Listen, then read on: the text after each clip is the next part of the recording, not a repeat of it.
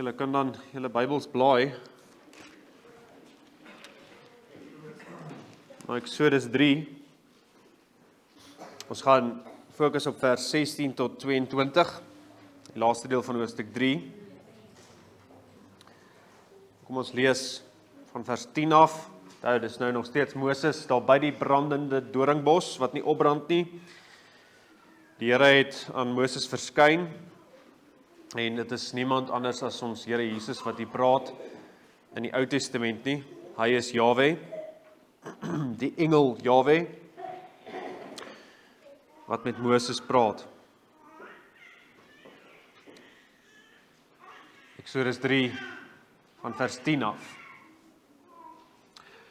Gaan dan nou heen, dat ek jou na Farao kan stuur en lei my volk, die kinders van Israel, uit Egipte uit. Maar Moses het tot God gespreek, wie is ek, dat ek na Farao sou gaan, en dat ek die kinders van Israel uit Egipte sou lei? En hy antwoord, ek sal met jou wees. En dit sal vir jou 'n teken wees, dat ek jou gestuur het, as jy die volk uit Egipte gelei het, sal julle op hierdie berg God dien. Hierop het Moses tot God gespreek, maar as ek by die kinders van Israel kom en aan hulle sê, die God van julle vaders het my na julle gestuur, en hulle my vra, hoe is sy naam, wat moet ek hulle antwoord? En God sê vir Moses, ek is wat ek is. Ook sê hy, so moet jy die kinders van Israel antwoord, ek is, het my na julle gestuur. Toe sê God verder vir Moses, dit moet jy aan die kinders van Israel meedeel, die Here, die God van julle vaders, die God van Abraham, die God van Isak en die God van Jakob het my na julle gestuur. Dit is my naam vir ewig en dit is my gedenknaam van geslag tot geslag. Gaan heen en versamel die oudstes van Israel en sê vir hulle, die Here, die God van julle vaders het aan my verskyn, die God van Abraham, Isak en Jakob, en het gesê, ek het terdee ag gegee op julle en op wat julle in Egipte aangedoen is. Daarom het ek besluit, ek wil julle uit die ellende van Egipte laat optrek na die land van die Kanaaniete en Hetiete en Amoriete en Feresiete en Jewiete en Jebusiete, na 'n land wat oorloop van melk en honing. En hulle sal na jou luister. Dan moet jy met die oudstes van Israel na die koning van Egipte gaan, en julle moet vir hom sê, die Here, die God van die Hebreërs, het ons ontmoet. Laat ons dan nou tog 3 dagreise ver die woestyn intrek en aan die Here onse God offer. Maar ek weet dat die koning van Egipte julle nie sal laat gaan nie, ook nie deur 'n sterke hand nie. En ek sal my hand uitstrek en Egipte met al my wonders tuister, wat ek daarin sal doen. En daarna sal hy julle laat trek. En ek sal aan hierdie volk guns verleen in die oë van die Egiptenaars, en as julle dan trek, moet julle nie met leë hande trek nie, maar elke vrou moet van haar buurvrou en van haar wat in haar huis vertoef, silwer en goue voorwerpe en klere eis, en julle moet dit op julle seuns en dogters sit, en so Egipte berowe. Ons lees tot daar, ons fokus dan op daai laaste paar verse, vers 16 tot 22.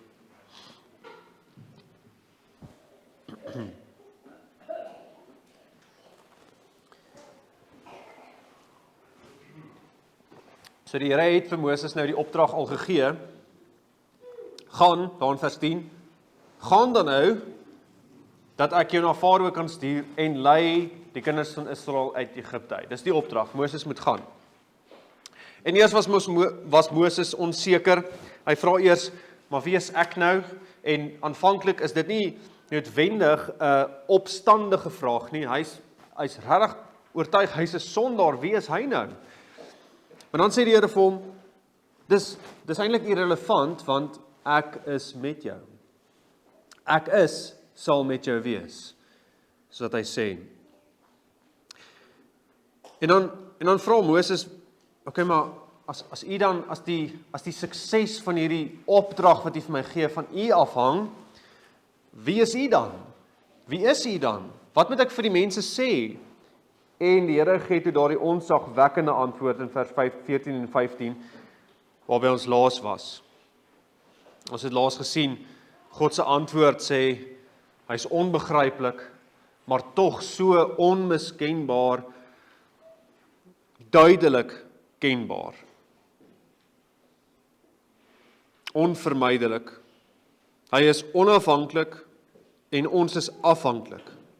Hy is ewig, hy is alomteenwoordig, hy is onveranderlik, hy is die bron van alles wat goed en waar en mooi is, die standaard, hy is alleen soewerein, hy is alwys, hy is die belangrikste wat daar kan wees, en hy is die God van die verbond.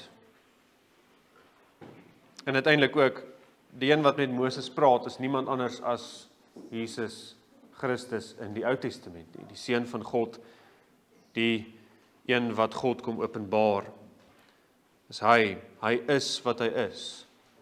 En dit moes Moses weggeblaas het, net daai antwoord, wie is God? Hy is wat hy is.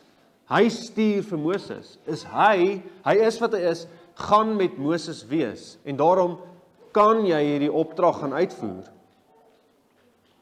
Maar Moses se antwoord aan Moses stop nie net daar nie. Dit sou oorvloedig genoeg gewees het om vir Moses te sê, Moses, jy kan uit wie hy is, jou opdrag gaan doen.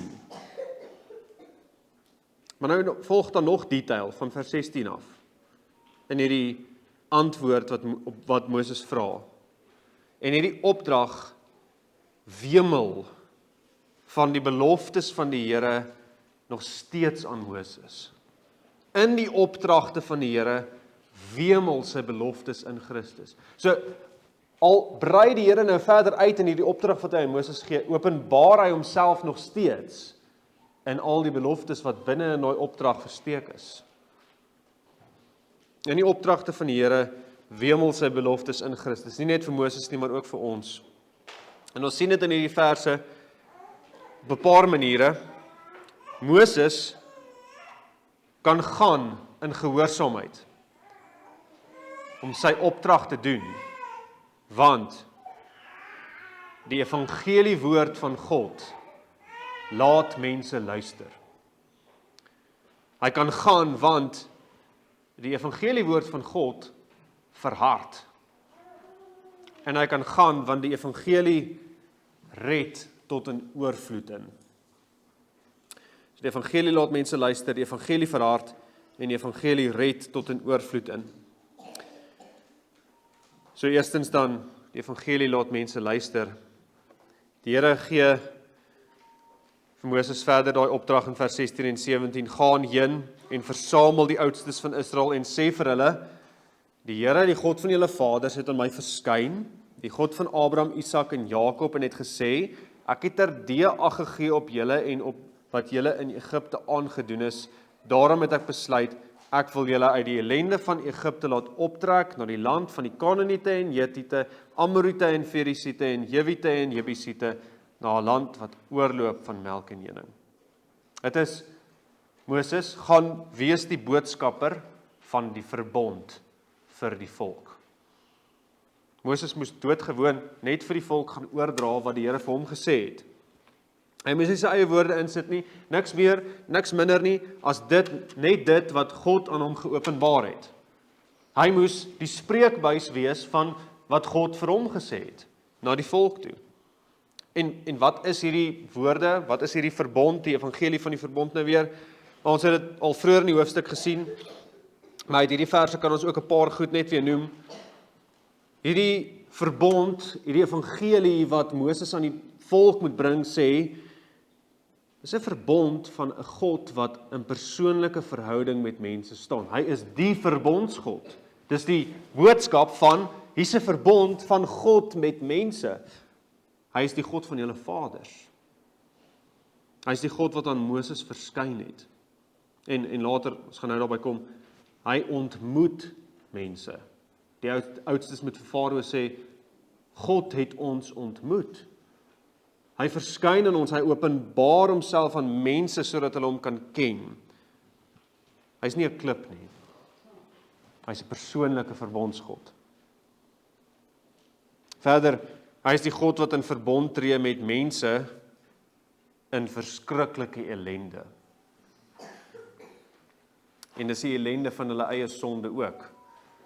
Hulle is sondaars, vyande van God. Ook die volk daar in Egipte, al is dit in slawerny en verskriklike verdrukking, is ook in hulle eie sonde. Hulle is besig om afgode te aanbid, hulle is besig om stede te bou vir afgode. Maar tog is God die een wat na hulle toe kom. Dis 'n genadeverbond. En daarom is hierdie verbond een van barmhartige goedertierenheid. Hy sê, ek het terdee ag gegee op julle en op wat julle in Egipte aangedoen is.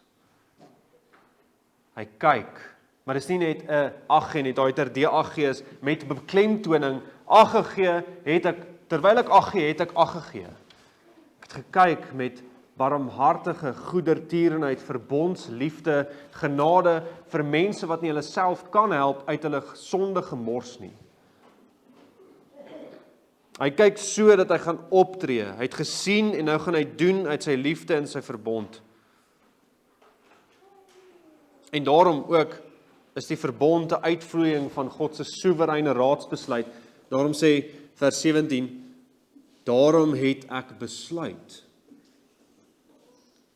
Dis 'n raadsbesluit wat vas staan tot in ewigheid. Van ewigheid tot ewigheid. En dit kan ook lyk asof hierdie 'n reaksie is op wat mense doen, asof God nuwe kennis bykry. Ons het laas gesien, dis onmoontlik, God kry nie nuwe kennis ooit by nie. Hy word nie verander deur mense wat mense doen nie. En dit wat die Here vir Moses sê, ek is wat ek is, so dit ook onderstreep het. Hy is wat hy is, hierdie besluit, daarom het ek besluit, is 'n ewige besluit. Om in verbond met mense in te gaan, is 'n ewige besluit. En daarom van ewigheid tot ewigheid. En daarom sal dit beslis tot stand kom soos hy sê. Dis 'n verbond van redding, wat uitred. En daarom het ek besluit, ek wil julle uit die ellende van Egipte laat optrek. Uit Egipte uit. Uit die slawerny van sonde en Satan en hierdie wêreld. Maar dis ook 'n verbond wat nie net uitred nie, maar ook inbring in God se vrede in sy land. Uitred uit Egipte, maar kyk dan aan die volgende voorsetsel, na, uit, na. En ons gaan dit op 'n hele paar plekke in Eksodus sien, heeltyd, God se redding is nie net van een kant af van -100 na 0 toe nie, hy bring van -100 na +100, +1000. Uit Egipte na die land van die Kanaaniete en Hetiete en Amoriete en Feresiete en Jewiete en Jebusiete, na 'n land wat oorloop van melk en honing. 'n Land waar ons soveel volke bly. Dis julle sin. Hy red na iets toe. Die land van oorvloed en vrede en vrugbaarheid, omdat sy volk daar in gemeenskap met hom gaan wees en hom sal aanbid. Ons gaan dit nou ook sien. Dis die belofte van die verbond wat die Here reeds in Genesis 15 aan Abraham beloof het. Sy nageslag sal in die ellende wees in 'n vreemde land vir 400 jaar, maar die Here sal hulle uitred. En hulle sal uittrek met baie goed en hulle sal die land van die belofte in besit neem. Hy is die een wat getrou is aan daardie belofte, aan daardie verbond aan Abraham. Dis die evangelie, die goeie nuus wat Moses moes bring aan die volk. En hy moes die boodskapper wees van hierdie evangelie. Hy moes net sê wat Jesus sê, hierso, dis die woord van die Here. Weet julle, die boodskapper, die engel beteken mos boodskapper, van die verbond, is uiteindelik niemand anders as Jesus nie. Dis hy wat uiteindelik neergedaal het na sy volk toe, om aan hulle die blye boodskap of die evangelie te bring aan ootmoediges, sê Jesaja 61 vers 1. Maleagi 3 vers 1 noem hom die engel of die boodskapper van die verbond. Hy is die evangelie, die een wat die evangelie bring. Hy kon doen wat Moses maar net in 'n klein skaduwee kon doen. Hy het self die goeie nuus kom bring dat hy self, Jahwe, sy volk gaan uitred uit Egipte na die land van vrede. En daarom, as iemand met die skrif, met hierdie woorde, die woorde van Jesus, na jou toe kom, soos Moses na die volk toe, is dit nog steeds God wat met jou praat. Nie in die droom of die visioen of in die teken nie, in hierdie woorde, as iemand met hierdie woorde na jou toe kom, is dit Jesus, die engel van die verbond wat met jou praat. Jahwe, wat met Moses gepraat het, is dieselfde Jesus wat in sy woord deur sy gees jou aanspreek. As sy woord gepreek word, of as jy in jou stilte tyd lees, of as jy sy woord gepraat word by 'n braaivleisgesprek, of in 'n podcast, of as jou pa met jou praat uit die evangelie na 'n pak sla, dis Jesus, die engel van die verbond, wat praat. Hy is die God wat persoonlik in verhouding is met mense, en ook sy volk as geheel. Hy is die God wat in barmhartige goedertierenheid mense uitred uit die ellende van sonde en slawerny, jou sonde en die gevolge daarvan, sodat jy kan inkom in die land van melk en honing, die land wat oorloop van oorvloed en vrede, van gemeenskap met God en sy mense. Dis regtig belangrik om hier raak te sien. Moses kom sê nie, Moses sê nie. Moses kom sê, Jesus sê. En wat is die gevolg? Vers 18 se begin. En hulle sal na jou luister. Hoe nou? Regtig. Hierdie hardkoppige volk wat in sonde ontvang en gebore is, en al wat hulle nog altyd ken, is slawerny en sonde, en hulle wat Moses verwerp het, hulle gaan luister. Ja, want jy gaan sê, so sê die Here, Here. Nie, so sê Moses nie. So sê die Here, Here, die Here van die leerskare. So sê Jesus. Die kerk van die Here luister na die herder se stem.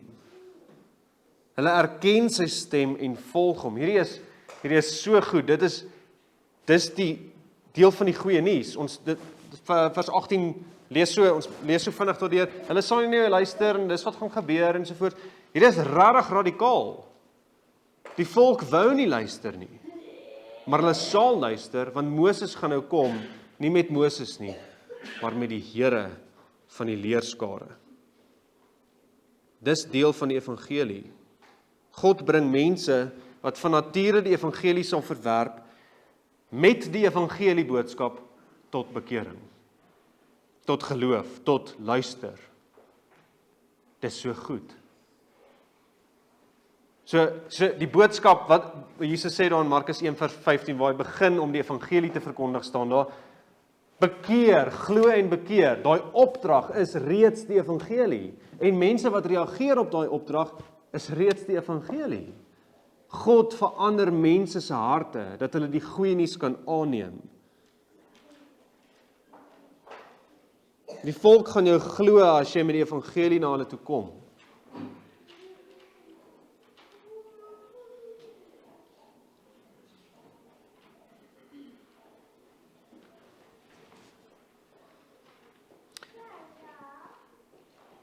So hoe reageer jy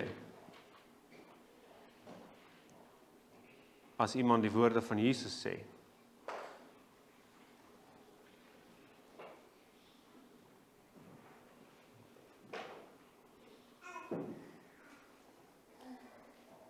As iemand sê, maar die Here sê, of net doodgewoon, ons praat met mekaar uit die skrif uit, hoe reageer jy? Jou hart. Is jy deel van die hulle sal na jou luister. Het jou hart vlees geword al?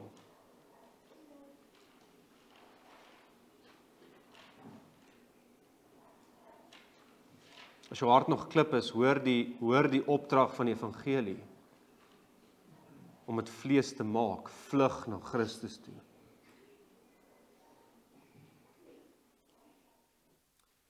Maar kyk nou hoe laat die Here sy evangelie aan die mense verkondig. Moses gaan praat nie met elke individu apart nie. Die Here sê, hy moet gaan praat met die oudstes, of die ouderlinge. Hulle moes dan weer die goeie nuus van verlossing aan die res van die volk oordra, en ons kan dit aflei uit hoe die Here met die ouderlinge gepraat het deur Moses. Maar dis hoe die Here reg deur die skrif verder werk, is deur oudstes of ouderlinge. 'n Ouderling is daarom ook dan in die Nuwe Testament iemand wat self die middelaar, die boodskapper van die verbond ken. Hy kan nie die goeie nuus oordra aan die gemeente van God as hy nie van Moses gehoor het nie. As hy nie Jesus gehoor het nie. Ouderlinge is daarom nie net goeie bestuurders of besigheidsmanne nie, hulle is manne wat Jesus ken. Persoonlik. Hulle het die evangelie vir hulle self en vir die volk van God by Jesus gehoor. En hulle leef in daardie verhouding. En dieselfde geld dan vir paas. Oudstes in die huis. Hoofde wat die evangelie aan die res van die huis moet bring.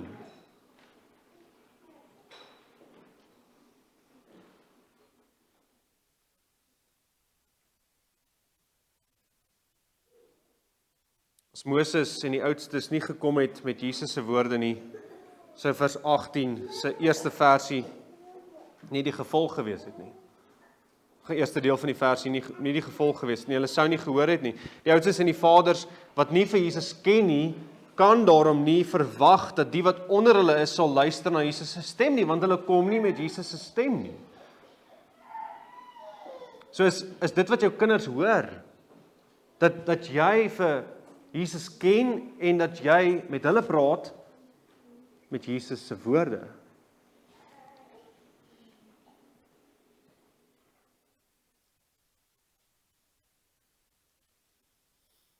Aan die ander kant, as jy wel vir Jesus ken en sy woord bring in hierdie wêreld aan alle mense soos die Here vir sy kerk beveel het, dan sal daar hierdie gevolg wees.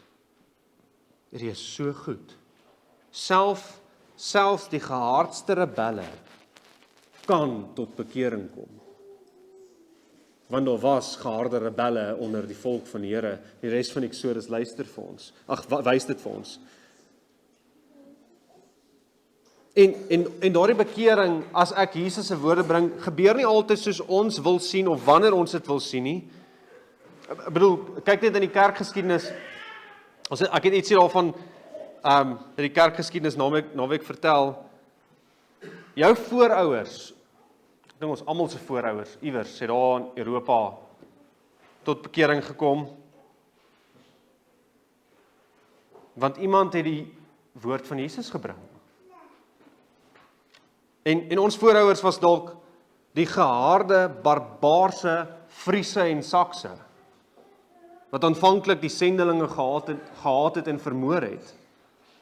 Maar God wat barmhartig is, het bekering gebring deur sy woord en gees. Na jare en jare se aangaan.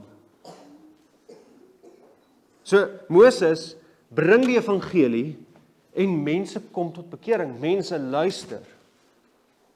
Dis wat gebeur as die kerk van die Here net gewoon daai opdrag mee aangaan, gaan maak disippels van al die nasies, preek die evangelie, sê, Jesus sê, julle moet tot bekering kom, sê dit vir jou kinders, sê dit vir die bure, sê dit vir die mense by die werk. Dis die evangelie. Jesus lei mense uit sonder slawerny uit.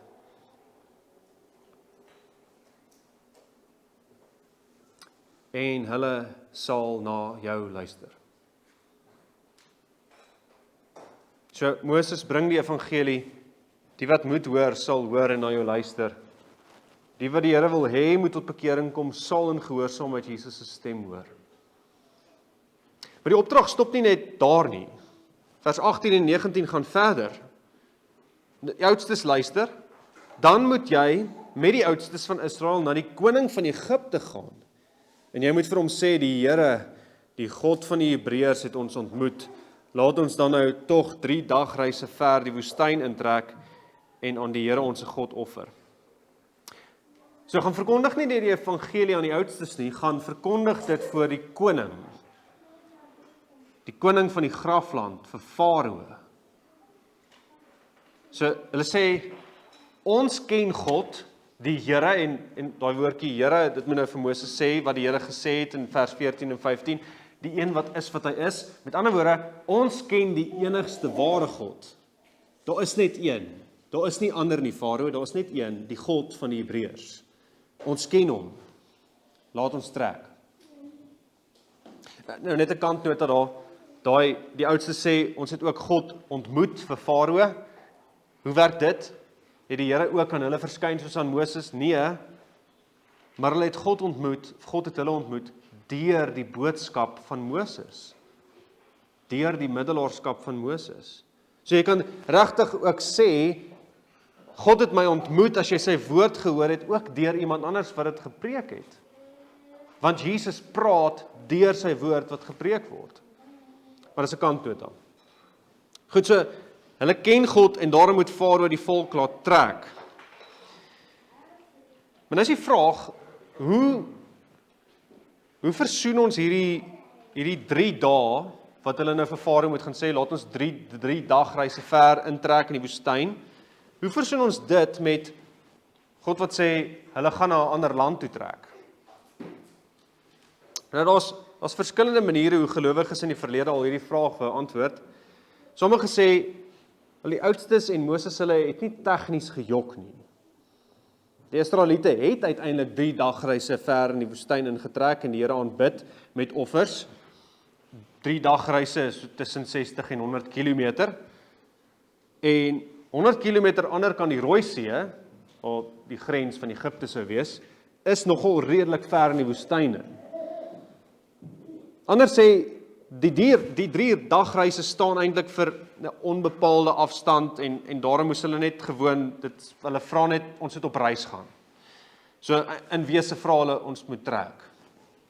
En hierdie 2 verklaringe is natuurlik heel moontlik en kan deel van die verklaring wees, maar wat hier belangrik is om die doel van die 3 dagreise te sien. Laat die volk trek, sodat hulle die Here kan dien met offers. Dat hulle die Here kan aanbid met offers. So, God verlos nie net uit Egipte en hy los hulle daar in die woestyn, dat hulle maar net weer terug gaan Egipte toe nie. Hy is die God van uitredding tot iets, uit na. Hy red uit slawerny tot aanbidding. En wat het die volk aanbid in hulle slawerny? Wel, vir Farao en sy afgode. Hulle het vir hom stede gebou. Al hulle tyd en al hulle geld en al hulle energie was gemik daarop om Farao te eer, om vir hom offers te bring. En nou sê die oudstes vir die koning van daardie slawerny, laat hulle vry, sodat hulle die ware God kan aanbid 100 kilometer in die woestyn in. Dis niks anders as, jy het nie meer seggenskap oor hierdie mense nie. Hulle is nie jou slawe nie. Hulle is die Here se. Die enigste ware God se. Hulle gaan uitgered word om hom te eer en nie meer vir Farao nie. Die oudstes kom sê vir Farao, God gaan geëer word en nie jy nie. Hulle was lank in jou diens om jou afgode se stede te bou in opstand teen God, maar die barmhartige God van die verbond gaan sy mense uitred om hom te aanbid.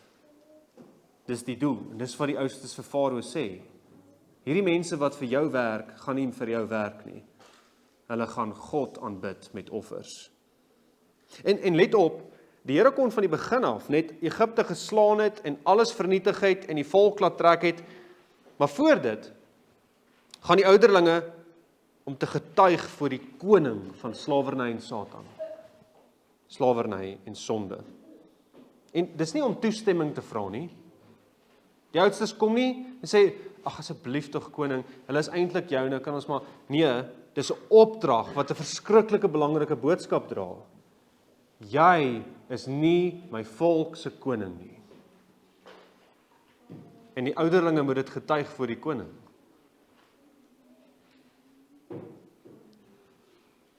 Dit was nogal 'n opdrag.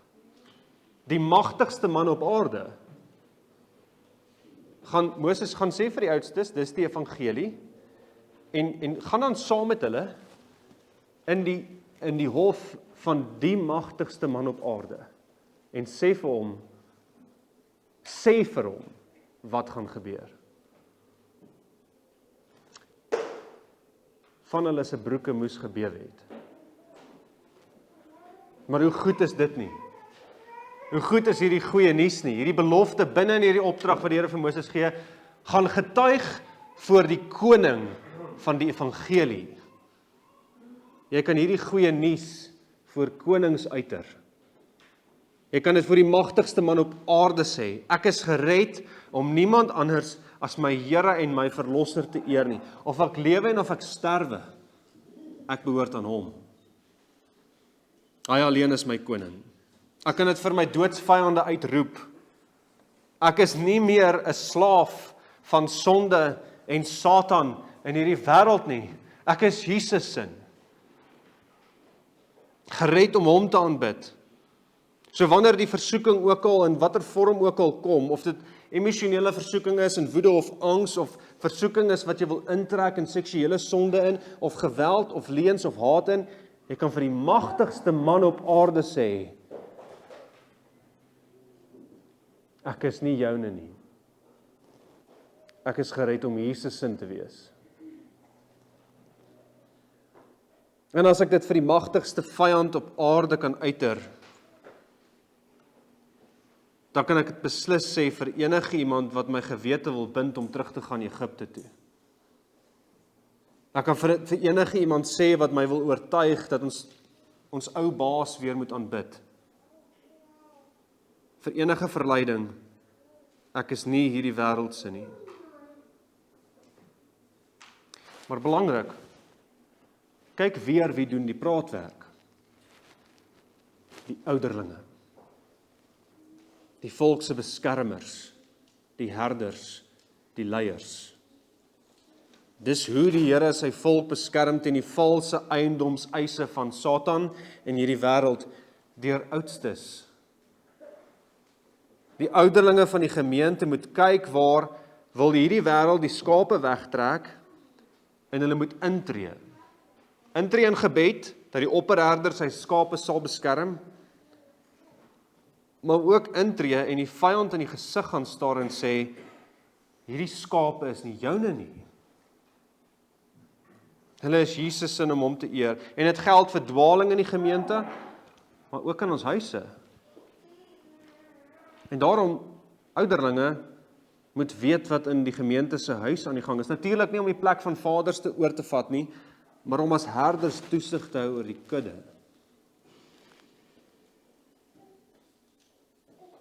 En as die oudering iets sien wat wys hy is besig om te val vir die valse eienaarskap van Farao, moet ouderlinge die ruggraat hê om te kan sê nee.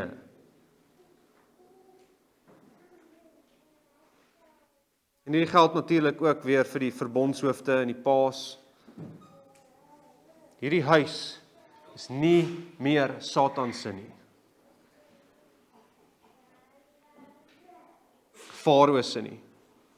Dis Jesus se. Hy het ons uit die kloue van hierdie wêreld uitgered om syne te wees en daarom sal ons nie in hierdie huis daardie reeks kyk nie of daardie musiek luister nie. Ons is gered om hom te aanbid en daarom sal ons daagliks hom aanbid. En hy is godsdiens. En daarom is my kinders nie Farao se nie en daarom weier ek dat my kinders deur Farao grootgemaak word. Hulle is nie die wêreld sin dat die wêreld hulle moet vorm nie. Hulle is Jesus sin.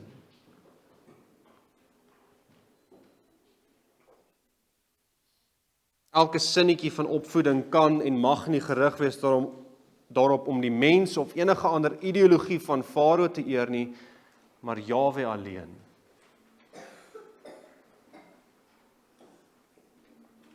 So die evangelie deur die oudstes aan die volk sou wees, julle is die Here se, nie Farao se nie. En die evangelie deur die oudstes aan Farao sou wees, hulle is die Here se, nie joune nie. Die evangelie aan die volk van die Here en in die gesig van die vyand. Maar Farao sou nie vir Moses en die oudstes luister nie.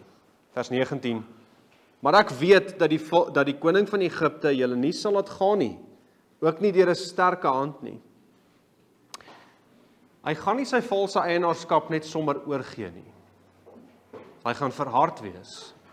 En daarom gaan God sy oordeel oor Egipte laat kom en die land slaan of tref. So hy woordjie tuister. Ek sal my hand uitstrek in Egipte met al my wonders slaan. Wat ek daarin sal doen en daarna sal hy julle laat trek. Dis 'n voorsmaakie van die 10 plaae wat sou kom. God gaan Egipte slaan. Dis dieselfde woordjie wat in hoofstuk 2 gebruik is waar Moses die Egiptenaar geslaan het. Maar nou gaan die Here dit net behoorlik doen. Moses se operasie het misluk. Die Here gaan Egipte slaan met wonders. En dan sal hulle trek. Maar nou is die vraag weer, as Farao dan in elk geval nie gaan luister nie, hoekom moes die oudstes gaan? Sy weet en dit so bepaal het dat Farao dit hom gaan verhard en as die Here in elk geval dit so bepaal het dat hy Egipte gaan slaan met die 10 plaae, hoekom moes hulle gaan? Al saam met wat ek net nou genoem het, deur die oudstes se getuienis wou die Here hom verheerlik deur sy oordeel oor Egipte te openbaar.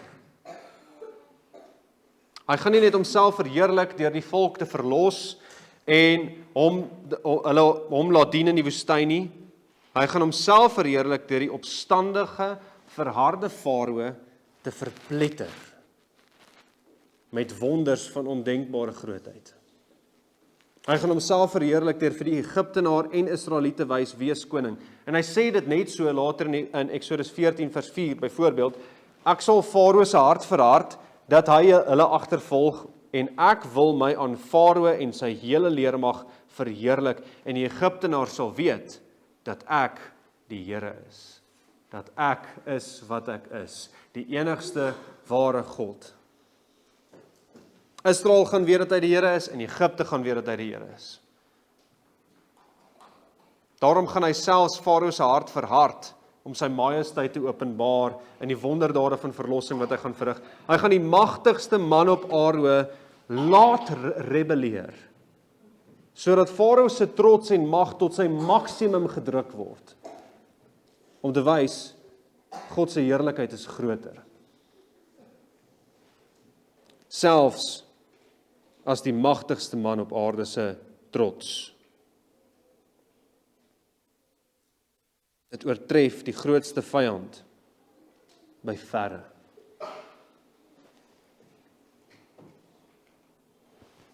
So die getuienis in hierdie wêreld, gesprekke met jou bure, of jou as pa, of ouderlinge se getuienis voor konings, die vyande van Christus, is nooit te vergeefs nie. Ons weet nie wat in die Here se goeie wyse raadsplan is nie, maar daar sal ten minste altyd hierdie doel wees. Al verhard mense hulle ook net nog meer. God sal hom verheerlik voor hulle rebellie. Daar's nog een rede hoekom Moses kan gaan. Ons sluit daarmee af. Die evangelie red tot in oorvloed. Dat is die laaste 2 verse. En ek sal aan hierdie volk guns verleen in die oë van die Egiptenaars, en as julle dan trek, moet julle nie met leehande trek nie, maar elke vrou moet van haar buurvrou en van haar wat in haar huis vertoef, silwer en goue voorwerpe en klere eis. En julle moet dit op julle seuns en dogters sit en so Egipte berowe. God gaan hom verheerlik deur sy volk te verheerlik in hierdie oorlog teen die vyand. Hy gaan die vyand so slaan dat dit nie eers vir die volk nodig gaan wees om te plunder nie en die Egiptenaars se goed te vat nie. God gaan die Egiptenaars so slaan dat die Egiptenaars gewillig hulle goed gaan gee aan die Israeliete as erkentenis dat die God van die Hebreërs die Here is. Hulle gaan weet dat hy die Here is. En daarom gaan hulle goed gewillig gee. Hy gaan hulle so slaan dat die vroue, selfs die vroue, wat hoegenaamd nie as betrokke sou wees by die oorlog nie, hulle gaan bytvat by hulle buurvroue. Hulle gaan gawes uit die oorlog wegdra sonder dat hulle enigsins geveg het, want God gaan vir hulle veg. Hy gaan Egipte slaan, soos wat Moses nie kon doen nie. Egiptenaars wat nie sou skroom om Israelitiese kinders te vermoor nie, gaan nou hulle klere uit hulle kaste uitgooi en hulle juwele van hulle nekke afruk, net dat hy die volk kan trek. Want God het die land kom slaan. En is dit nie presies wat ons Here Jesus kom doen het uiteindelik nie? Hy het die land so geslaan dat hy in sy triomfgawes kon uitstrooi op sy volk.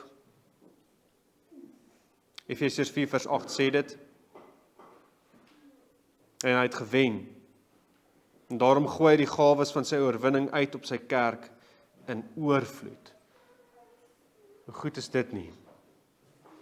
En die volk sou later daai gawes gebruik om die tabernakel te bou. Hulle sou daarvan oorleef in die woestyn vir soveel jare.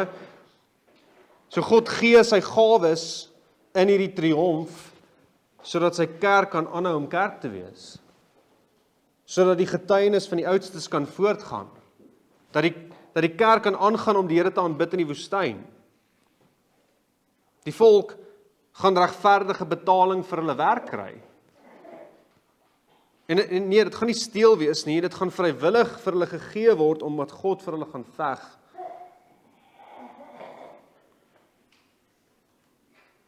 Ons Here Jesus het gewen, julle. Ons kan en moet daarom aangaan om hom te aanbid.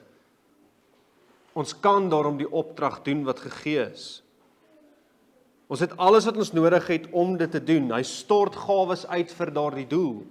Geestelike gawes in die gemeente, fisiese gawes sodat die goeie nuus kan voortgaan, sodat ons kan doen wat ons moet doen as kerk van die Here.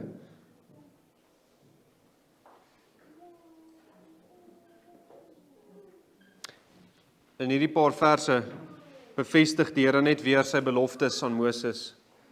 Hy sal Israel red, hy sal hulle uitlei, hy sal getrou wees aan sy verbond. Sy raad staan vas. En omdat hy getrou is, omdat hy is wie hy is, kan Moses gehoorsaam wees. Alles het gebeur presies soos die Here dit hier beskryf. Die volk het uitgetrek en die land van melk en honing ingeneem, nadat die Here Egipte geslaan het. En omdat die Here getrou is, waarlik gedoen het wat hy gesê het hy sal doen, nie net in Exodus nie, maar ook in die evangelie. Die evangelie van Jesus wat mens geword het.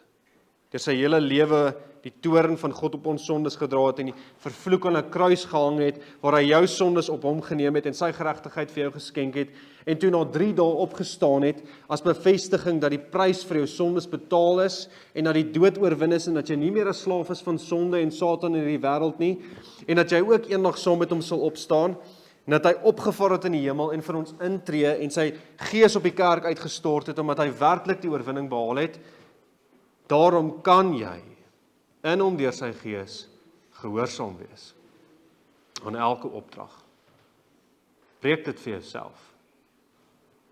Jy's nie meer sonde of Satan of hierdie wêreldse nie, want as ons lewe, leef ons tot eer van die Here, en as ons sterwe, sterf ons tot eer van die Here, of ons dan lewe en of ons sterwe, ons behoort aan die Here. Amen.